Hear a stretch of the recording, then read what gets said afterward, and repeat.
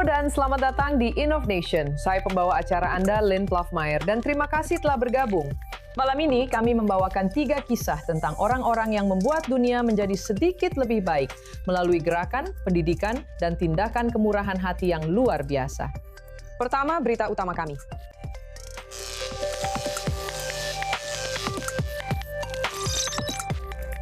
Sekarang, hadiah terakhir seorang gadis kecil menjadi kesempatan kedua bagi seorang bocah laki-laki untuk hidup. Setelah 9 bulan menunggu transplantasi jantung dan hanya beberapa jam sebelum terbang ke Amerika Serikat untuk pengobatan, sebuah jantung donor mengubah segalanya. Saya bertemu dengan bocah kecil itu dan ibunya di rumah sakit. Pencarian seorang ibu akan klub coding untuk putrinya memicu sebuah gerakan. 10 tahun kemudian, Alice Code telah berkembang dari 6 gadis menjadi komunitas dengan 10.000 anggota, menginspirasi generasi perempuan berikutnya di bidang teknologi. Dan sebelum robot humanoid memasuki rumah dan tempat kerja kita, mereka harus lulus terlebih dahulu. Tiongkok membuka pusat pelatihan pertama di dunia, di mana robot akan belajar segala hal, mulai dari melipat pakaian hingga membuat keputusan sendiri. Kami punya detailnya.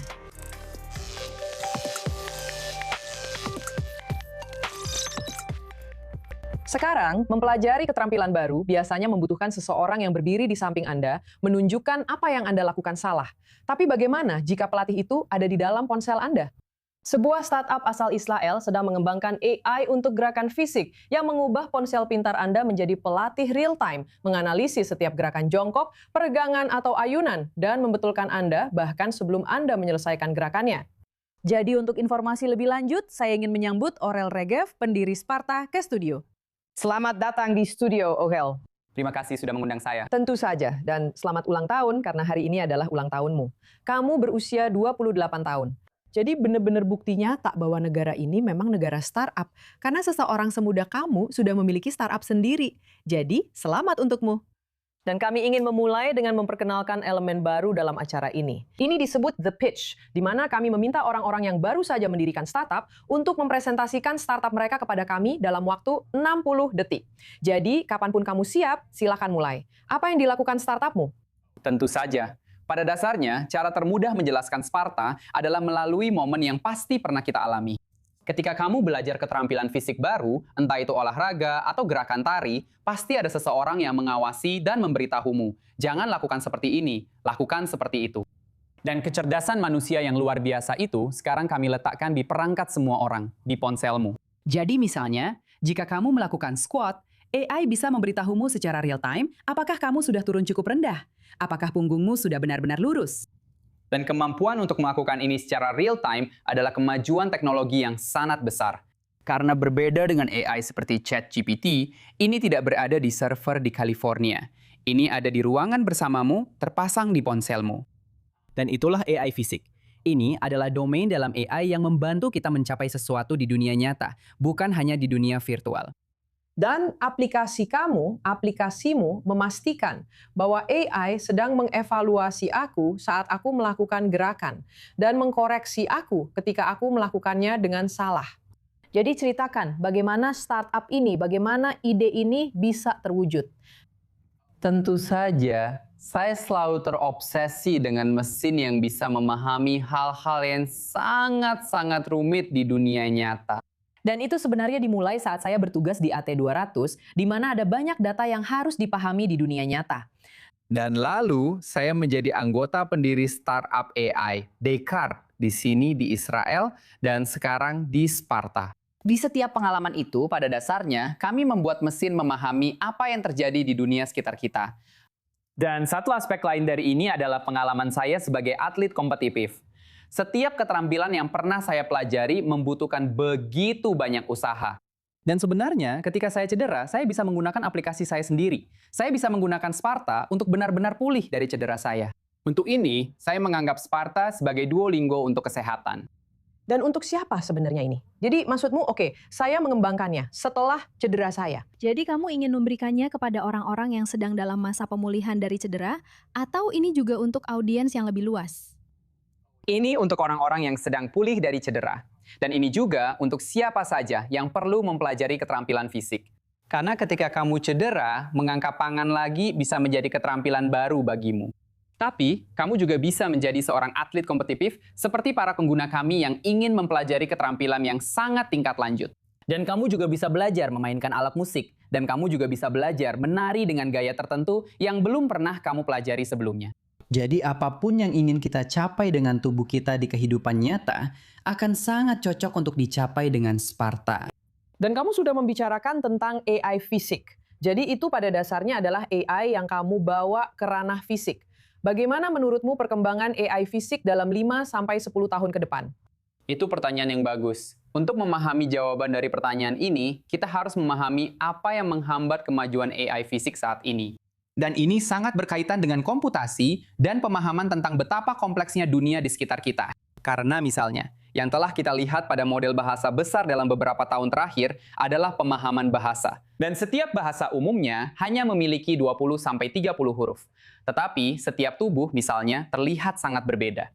Jadi kemampuan untuk memproses segala jenis tubuh di Sparta adalah kemajuan besar. Dan sekarang dalam AI fisik, begitu kita bisa memproses semua data ini, kita bisa memiliki robot yang membantu kita melakukan apa saja di dunia fisik.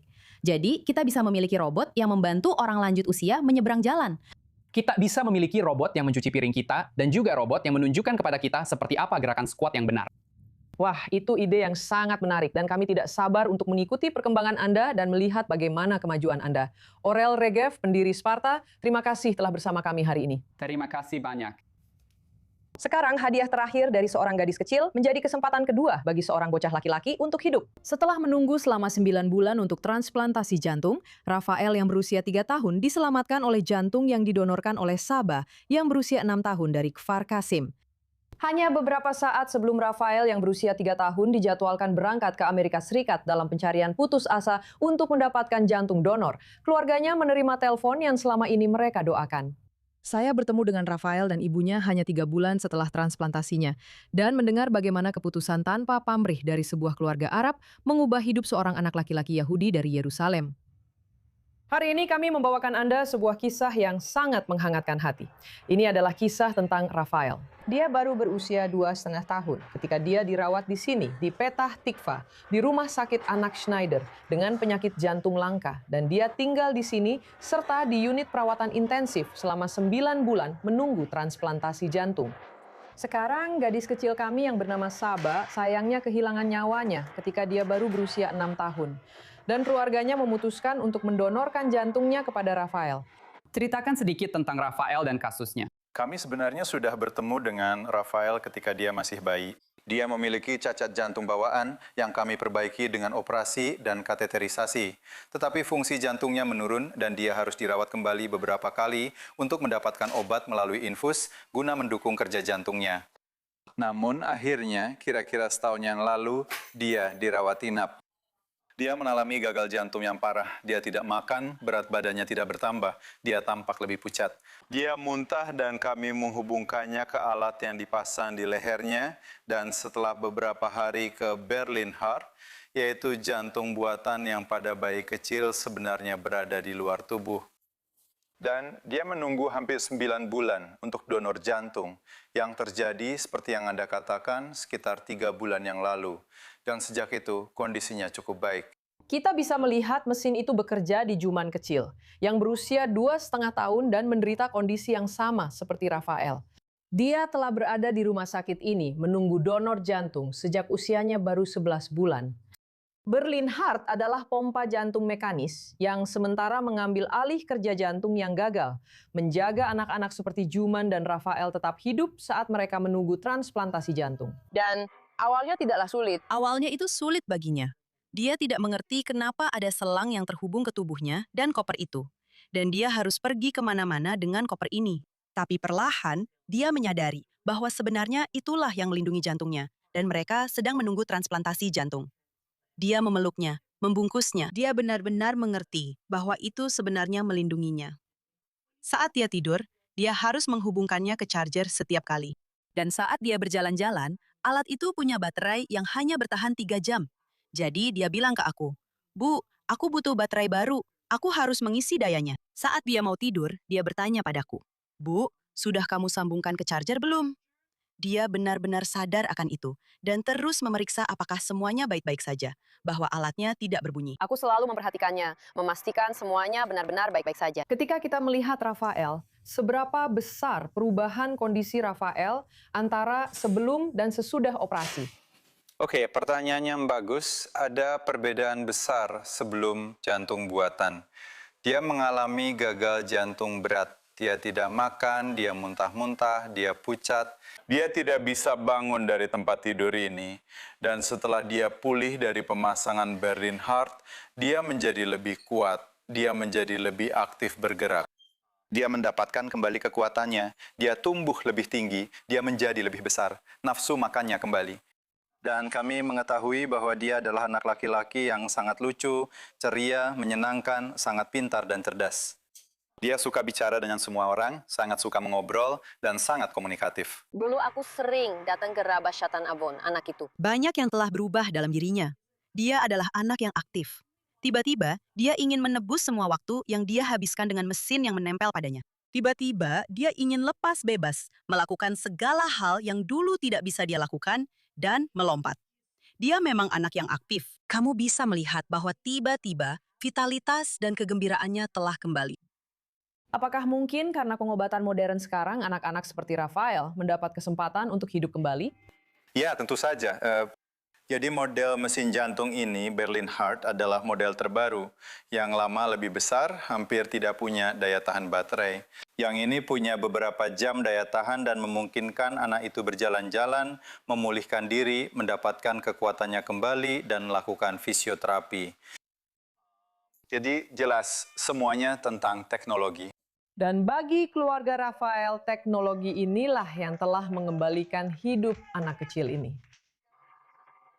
Beberapa hari setelah kami keluar dari rumah sakit, pertama-tama kami pergi ke kebun binatang. Kami sudah tidak sabar menantikannya. Kami sangat ingin mewujudkan impian ini untuknya. Karena dia sangat ingin melihat binatang. Itu sangat menyenangkan.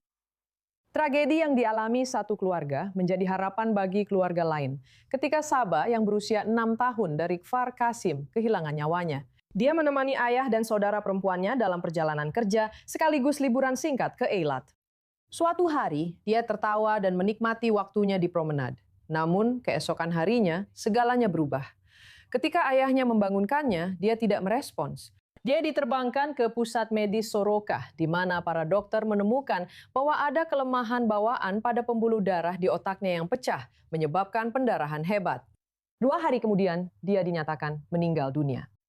Ketika keluarganya diminta untuk mendonorkan organ-organnya, mereka langsung setuju. Pertama kali aku melihat mereka, aku memeluk ibunya. Aku begitu penuh rasa terima kasih, syukur, dan kekaguman. Aku tidak bisa berhenti berterima kasih kepada mereka. Aku benar-benar tidak bisa. Apapun yang kita berikan kepada mereka, rasanya tidak akan pernah cukup. Ada bagian dari diriku yang merasa tidak enak soal itu. Karena bagaimanapun juga, mereka telah kehilangan hal yang paling berharga bagi mereka.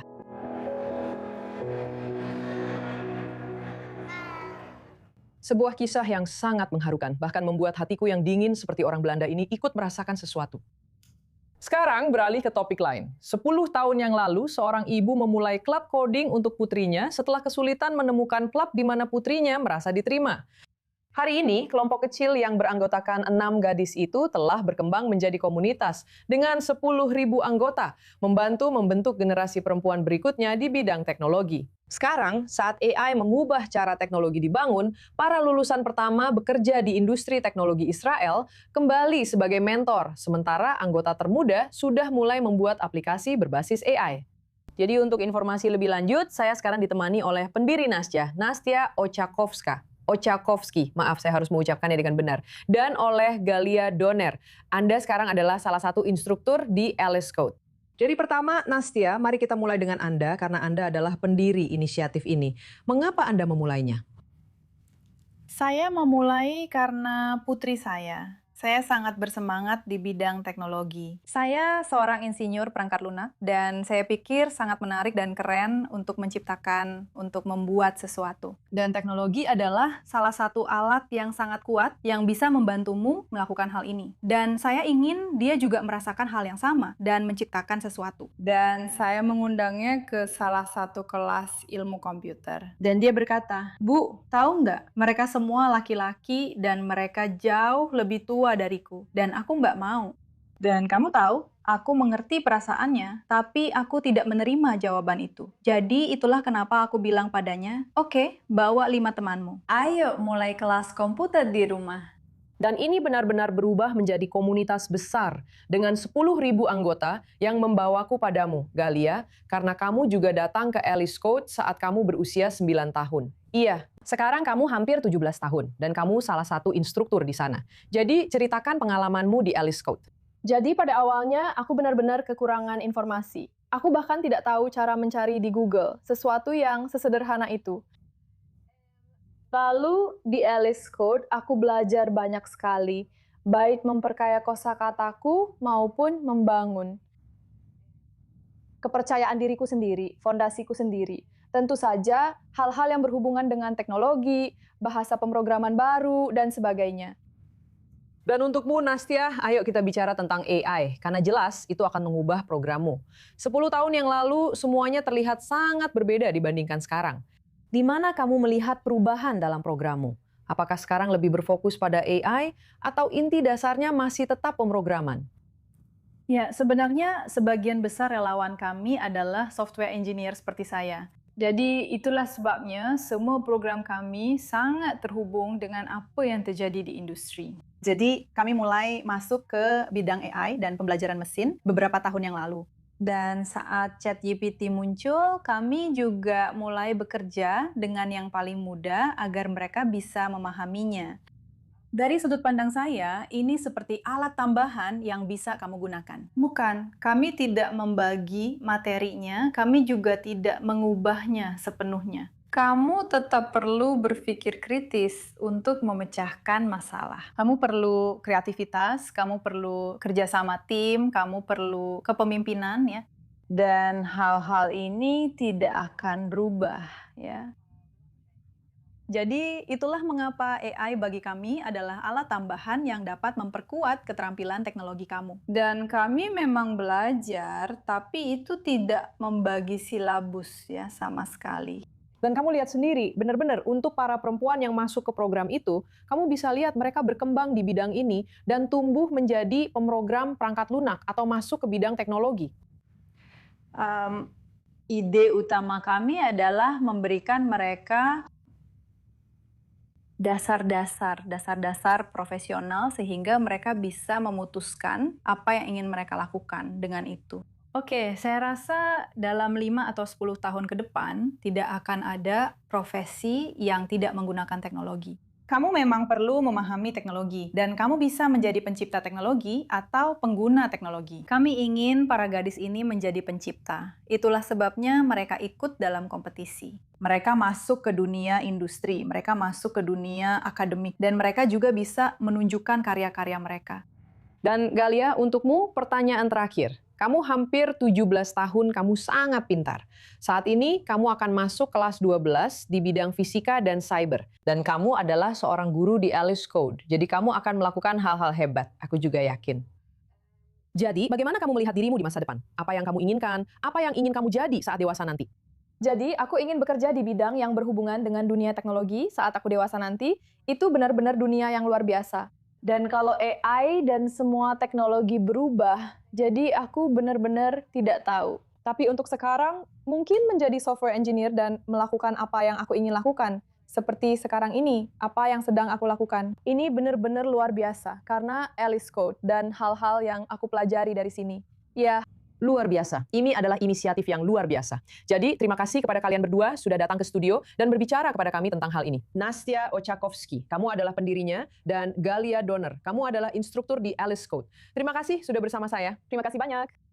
Sekarang, lupakan semua yang baru saja saya katakan, karena ruang kelas ternyata tidak lagi diperlukan.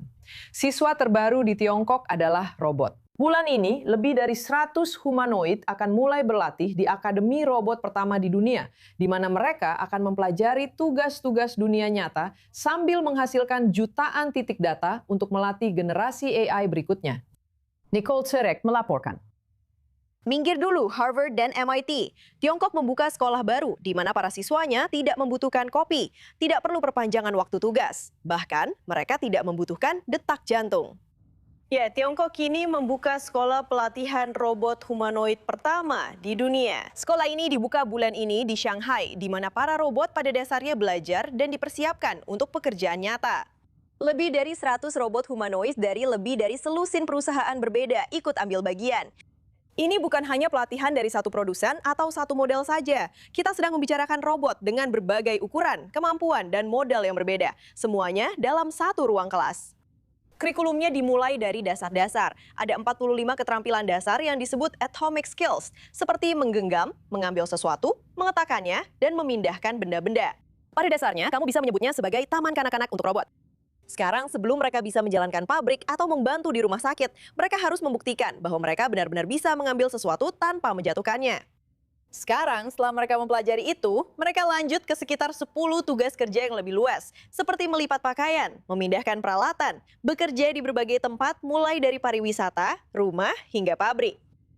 Saya paham, ini adalah tugas dasar bagi manusia, tapi untuk humanoid, tugas-tugas ini sebenarnya membutuhkan penglihatan, kontrol tangan, keseimbangan, dan pemahaman tentang bagaimana kain yang berbeda. Misalnya saat melipat pakaian, bagaimana kain itu terlipat, dan bagaimana kain itu bisa tergelincir dengan cara yang berbeda.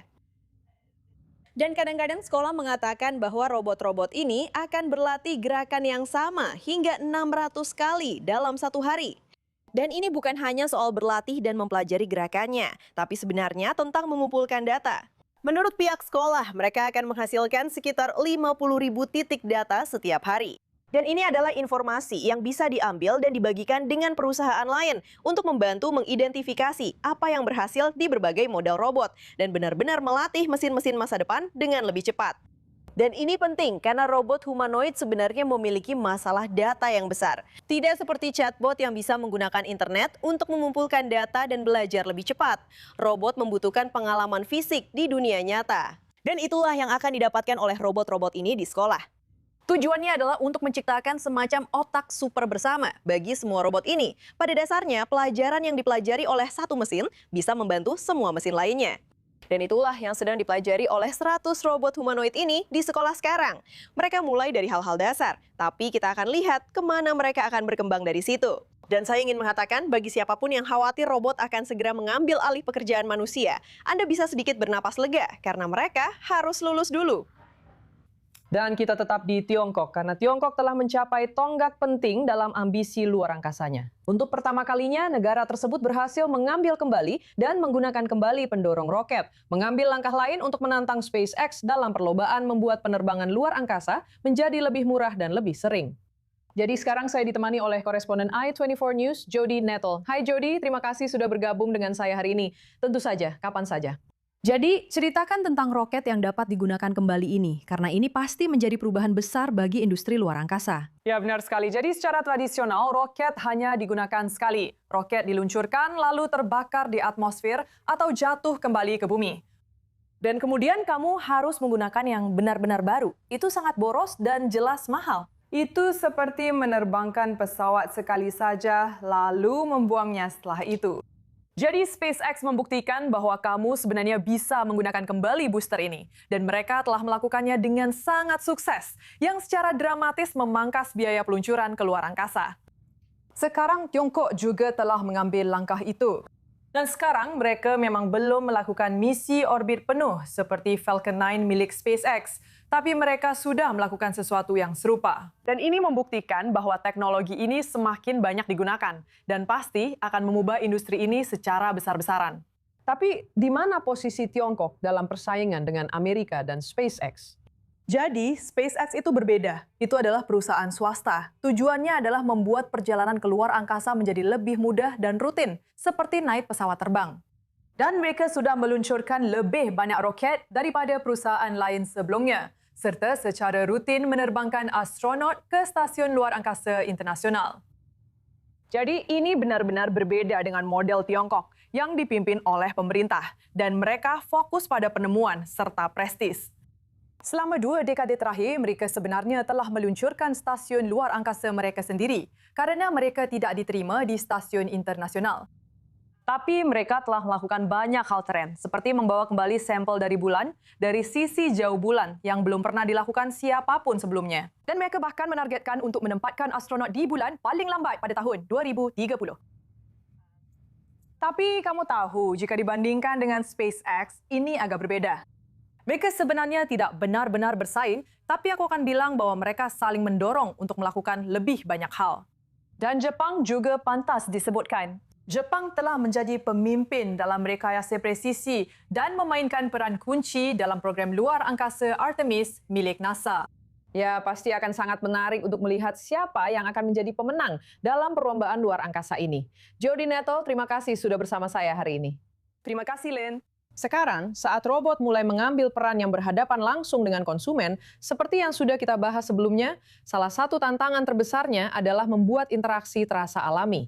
Sebuah perusahaan rintisan asal Swiss percaya bahwa jawabannya tidak hanya terletak pada kecerdasan buatan, tetapi juga pada ekspresi buatan. Pada AI for Good Summit di Jenewa, mereka memperkenalkan robot humanoid dengan wajah digital yang dapat langsung berganti identitas dan menampilkan emosi yang realistis, memungkinkan satu mesin untuk beradaptasi dengan berbagai peran sambil berkomunikasi melalui isyarat manusia yang sudah dikenal. Jadi, mungkin di masa depan, Anda akan dibantu di kios lokal oleh Trump, Mark Zuckerberg, atau Barack Obama, seperti yang bisa Anda lihat di sini. Jadi mari kita dengarkan salah satu penciptanya. Semua robot yang menurut pendapat saya. Setiap robot yang berinteraksi dengan manusia akan membutuhkan wajah. Tentu saja, jika hanya untuk memindahkan kotak, wajah tidak terlalu diperlukan. Tapi jika robot itu berperan sebagai penjaga stan penjualan, memberikan informasi di bandara, atau menjadi penasihat, maka kemampuan untuk berkomunikasi melalui wajah menjadi sangat penting. Membeli biskuit dari Obama, itu akan menarik. Sekarang, ingat ponsel Nokia lama yang hanya punya game ular? Nah, ponsel itu kembali hadir dengan sentuhan AI. Perusahaan induk Nokia, HMD, telah meluncurkan 4 ponsel fitur bergaya retro yang tetap mempertahankan tombol klasik, jack headphone, dan daya tahan baterai yang lama. Tetapi sekarang dilengkapi dengan tombol AI khusus. Asisten tersebut dapat menangani tugas-tugas sederhana, seperti mengatur alarm, membuka kamera, atau menyalakan senter. Namun penambahan fitur tersebut tidak diterima dengan baik di dunia maya. Dengan banyak pengguna yang menyebut fitur AI itu tidak perlu, mengatakan bahwa orang yang membeli ponsel sederhana justru ingin menghindari AI, bukan menambahkannya. Dan itulah semua yang bisa kami sampaikan hari ini. Saya adalah pembawa acara Anda, Lynn Plackmeyer. Terima kasih telah bergabung. Sampai jumpa minggu depan di episode terbaru Innov Nation. Untuk sekarang, semoga harimu menyenangkan dimanapun kamu berada. Dari Tennessee.